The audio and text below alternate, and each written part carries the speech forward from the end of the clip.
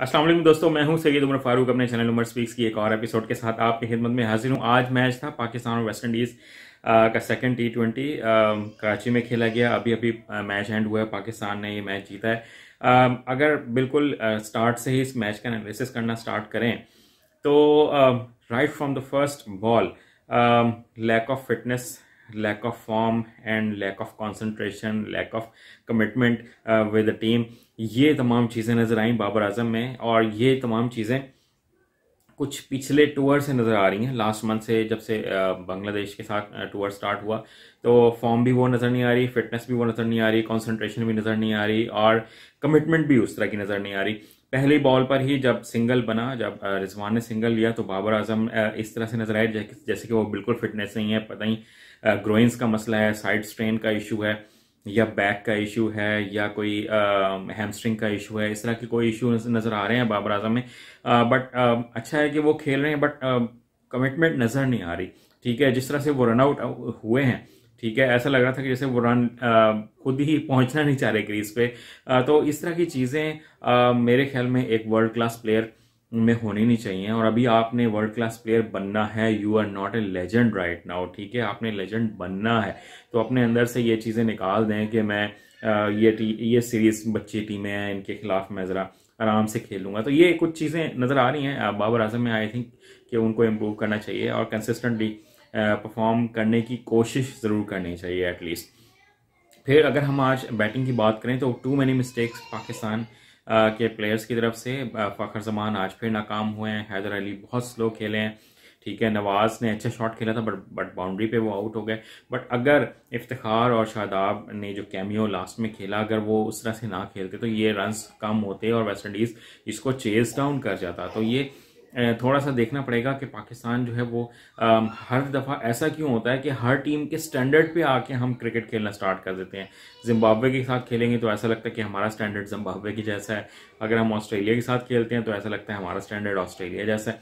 तो ये हर टीम के लेवल पे जाके ना खेलें, अपना एक क्लास बनाएं, अपना एक लेवल बनाएं। आई थिंक ये इन चीज़ों को देखना पड़ेगा। बॉलिंग की अगर मैं बात करूँ तो शाहीन शाह अफरीदी को स्टार्ट में एक ही ओवर मिला, उसके बाद उन्होंने अच्छा कमबैक किया, एक ही ओवर में 3 विकेट्स भी ली। और अगर वसीम की बात करें तो विकेट टेकर लगते हैं बट रन्स भी उनको बहुत ज़्यादा लग रहे हैं। तो ये भी चीज़ देखने वाली है कि वो रन्स के फ्लो को कैसे रोक सकते हैं। हारिस रऊफ की बात करें तो वो स्ट्रेट अवे मार ही खाते हैं एज ऑफनली जैसे हमेशा होता है। और सिवाय न्यूजीलैंड के खिलाफ मैच में उन्होंने कंसिस्टेंटली मार खाई है और आज भी उनको ठीक ठाक मार लगी है, 2-2 छक्के भी लगे हैं एक ओवर में। तो इस तरह की बॉलिंग के साथ आप अच्छी टीमों के खिलाफ मैचेस थोड़ा सा मुश्किल हो जाएगा आपका जीतना। तो मेरे ख्याल में ये थोड़ा सा चीज़ देखने वाली है कि हमें अपनी बॉलिंग में किस तरफ जाना है। एक हमने अपना फॉरेन मिनिस्टर रखा हुआ है, वजीर खारजा रखा हुआ है टीम में, शाहनवाज धानी को। उसको सिर्फ लोगों को केक खिलाने के लिए, लोगों के साथ दूसरी टीमों के साथ अच्छे ताल्लुकात कायम करने के लिए शायद टीम में रखा हुआ है। उसको हमने मैचेस नहीं खिलाने, उसको हमने एक लास्ट मैच खिलाना होता है कि यार जब सीरीज डन एंड डस्टेड हो चुकी होती है, या तो हम जीत चुके होते हैं या हम हार चुके होते हैं, तो उसको यार एक मैच इसको खिला ही दो, फारेगा ये बार बार पानी पिलाना, 12वां खिलाड़ी। ठीक है, तो उसको बस इसी काम के लिए हमने रखा हुआ है। देन अब उसको अगला मैच खिला ही दें भाई, 2 मैच जीत गए हैं तो फिर उस्मान कादिर को भी खिला दें यार। वो हारिस रऊफ से तो शायद अच्छी बॉलिंग ही कर लेगा। फिर अगर हम बात करें ना जरा कराची के क्राउड की, तो मेरे ख्याल में पीसीबी को कुछ और भी वेन्यूज देखने चाहिए। फैसलाबाद में भी भाई स्टेडियम है, मुल्तान में भी स्टेडियम है, या आप रावलपिंडी, लाहौर और कराची के पीछे पड़ गए हैं जहाँ के लोग मैच स्टेडियम में आके देखना पसंद नहीं करते। वो मम्मी डैडी लोग हैं भाई, वो क्यों ग्राउंड में आए, ग्राउंड में आके मैच देखें। उन लोगों का इतना वो कैलिबर उनका बहुत हाई हो गया है, वो ग्राउंड में आके मैचेस नहीं देखना चाहते, या वो बहुत गरीब हो गए हैं जो 200-400 रुपए का, 50 रुपए का टिकट वो परचेज नहीं कर सकते। तो आपको कुछ अदर वेन्यूज देखने चाहिए। मुल्तान का इतना अच्छा स्टेडियम है, यहाँ लोग तरसे हुए हैं क्रिकेट देखने के लिए। आप थोड़ा सा इस तरफ भी मूव कर लें, इस तरफ भी मैच 1 या 2 कम से कम मैचेस दे दिया करें। आपने 6 इंटरनेशनल मैचेस यहाँ करवा रहे हैं, सारे के सारे कराची में।